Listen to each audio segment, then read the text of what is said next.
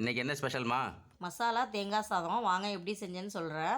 ரொம்ப ஈஸியாக செஞ்சிடலாம். டேஸ்ட்டாக அல்டிமேட்டாக இருக்கும். குழந்தைங்க லஞ்ச் பாக்ஸ் ரெசிபி கண்டிப்பாக சேவ் பண்ணி வச்சுட்டு செஞ்சு கொடுங்க. இதுக்கு அடுப்பில் ஒரு பாத்திரத்தை வச்சுட்டு கொஞ்சமாக தேங்காய் எண்ணெய் விட்டுருக்கேன். எண்ணெய் நல்லா காஞ்சதுக்கப்புறமா அரை முடி தேங்காய் உள்ளே சேர்த்துக்கலாம். இதில் 2 கொத்து ஃப்ரெஷ்ஷான கருவேப்பிலையை போட்டு தேங்காய் பொன்னிறம் ஆகிற அளவுக்கு வதக்கி கொடுத்துடலாம். இதில் 1/4 ஸ்பூன் அளவுக்கு தனி மிளகாத்தூள் போட்டுட்டு ஸ்டவ்வை ஆஃப் பண்ணிவிட்டு ஆற வச்சு இந்த மாதிரி பொடியை அரைச்சி எடுத்துக்கலாம்.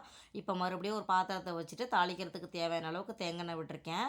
எண்ணெய் நல்லா காஞ்சதுக்கப்புறமா கடுகு, 1 ஸ்பூன் அளவுக்கு உளுத்தம்பருப்பு, 1 ஸ்பூன் அளவுக்கு கடலைப்பருப்பு, கை நிறைய வேர்க்கடலை, கொஞ்சமாக ஜீரகம் போட்டுக்கலாம். நல்லா வாசமாக இருக்கும். இதில் 2 பச்சை மிளகாய் கீனி போட்டுட்டு அரை பெரிய வெங்காயத்தை வெட்டி போட்டுக்கலாம். ஃப்ரெஷ்ஷாக கருவேப்பிலை போட்டு நல்லா வதங்கினதுக்கப்புறமா நம்ம அரைச்சி வச்சுருக்க பொடியை உள்ளே சேர்த்து பரட்டி விட்டுக்கலாம். இதில் ஒரு ஆள் சாப்பிட்ற அளவுக்கு வடித்து ஆற வச்சுருக்கேன் சாப்பாடு. இதையும் உள்ளே சேர்த்துட்டு தேவையான அளவு உப்பு போட்டு நல்லா கிளறி கொடுத்துருங்க. நல்லா வாசமாக இருக்கும் செய்யும் போதே. கடைசியாக கை நிறைய கொத்தமல்லி தழை போட்டு பரட்டி எடுத்திங்கன்னா சூப்பரான மசாலா தேங்காய் சாதம் ரெடி. பிடிச்சிருந்தா லைக்